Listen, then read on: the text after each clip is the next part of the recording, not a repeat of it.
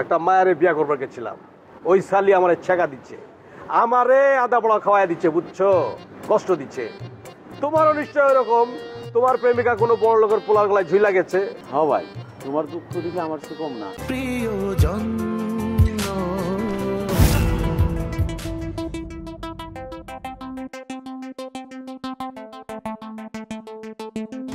ইন্টারভিউর কি খবর? ভালো, খুব ভালো, কিন্তু চাকরি হবে কিনা গ্যারান্টি দিতে পারবো না। শোনো, এক কথা না প্রতিদিন আমাকে শোনায়ও না। তোমার কথা শুনে মনে হয় যে সিনেমাতে নায়ক বারবার পরীক্ষা দিচ্ছে, নায়িকা অপেক্ষা করছে, শেষ পর্যন্ত নায়িকা অন্য জায়গায় বিয়ে করছে। আচ্ছা ধরো আমি চাকরি ইন্টারভিউ দিয়ে যাচ্ছি আর চাকরি হচ্ছে না, এরপর শেষমেশ তোমার আর আমার বিয়েটা হলো না, তখন কেমন হবে? কেমন হবে মানে? আমি কি তোমার বসে বসে থাকবো? আমি আরেক জায়গায় বিয়ে করে ফেলবো। বাহ, মানে এত কঠিন কথাটা তুমি এত সহজ করে বলে দিলে, আর তোমার কণ্ঠে কিন্তু খুব মানিয়েছে। আচ্ছা আমি না বুঝি না, তুমি প্রতিদিন এই একই কথা কেন শোনাও আমাকে? আহা, ছোট হোক খাটো হোক কিছু তো একটা করো। আচ্ছা তোমার কি ধারণা যে আমি ইচ্ছে করে চাকরি বাকরি করছি না? এইসব কথা আমাকে শুনিয়ে কোনো লাভ নেই। তুমি আমার আব্বাকে ঠিক ভালোই চেনো, সে কখন কি করে তার কোনো ঠিক ঠিকানা নেই। তুমি যদি আমাকে পেতে চাও প্লিজ কিছু একটা করো। আর তোমার মা অসুস্থ, তুমি চাইলে তোমার মাকে দেখতে যেতে পারো, কিন্তু ঢাকা ফিরে কিছু অন্তত করো, তা নাহলে কিন্তু তুমি আমাকে পাবে না। হ্যাঁ, আর যদি তাও না পারো তাহলে গ্রামে জমি চাষবাদ করো, আমাকে খবর দিয়ে আমি চলে আসবো। আচ্ছা আমি না হয় চাষাবাদ শুরু করে দেবো, কিন্তু এই সময় তুমি কি করবা? আমি আর কি করব? তুমি মাঠে লাঙল চালাবা আর আমি তোমার জন্য ওই যে মাটির হাড়িতে ভাত নিয়ে যাবো গামছা করে বেঁধে। ভালো হবে না? বাহ, দৃশ্যটা কিন্তু দারুণ হবে। ফিরিয়া দেখিল বধূটি তাহার, পেছনে আলের পরে বসে আছে যেন ফুটে আছে ফুল, গোপনে চুপটি করে। একেবারে বাংলা সিনেমার ফ্লেভার। আরে এই ছাড়ো না, আশেপাশে মানুষজন দেখলে কাণ্ড কারখানা ছাড়বো না। আরে বললাম তো ছাড়বো না, দেখুক আমি ছাড়বো না।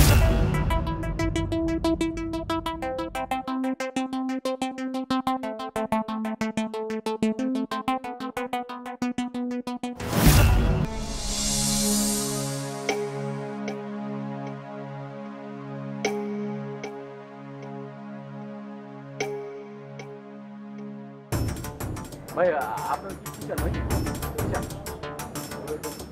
ভাই ভাই আমার মারবেন নাকি? ভাই এত কথা দরকারি বেড়ে না হামলে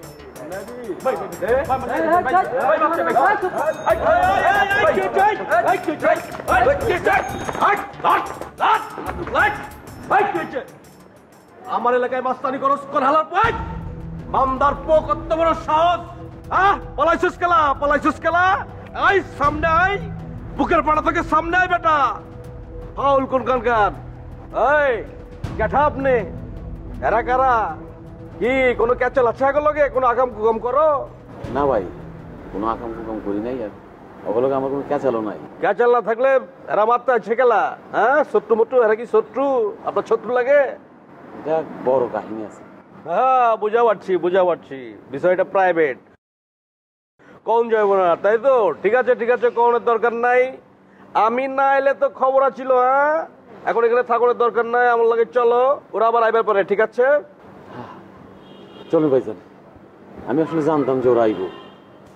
আসলে আমি জীবনে তো অনেক বড় কষ্ট পাইছি, আমার সবকিছু আমি হারাই ফেলছি।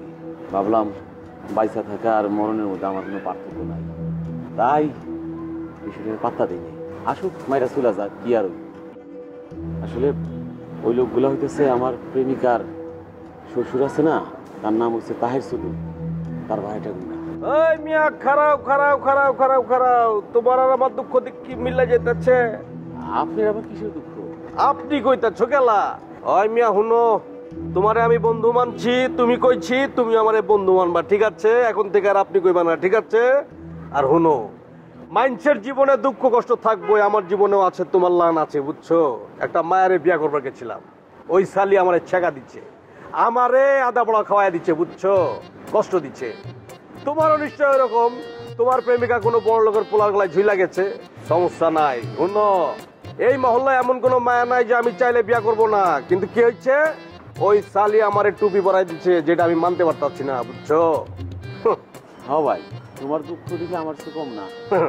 চলো যাই। চলো ওই লগে চ, আও।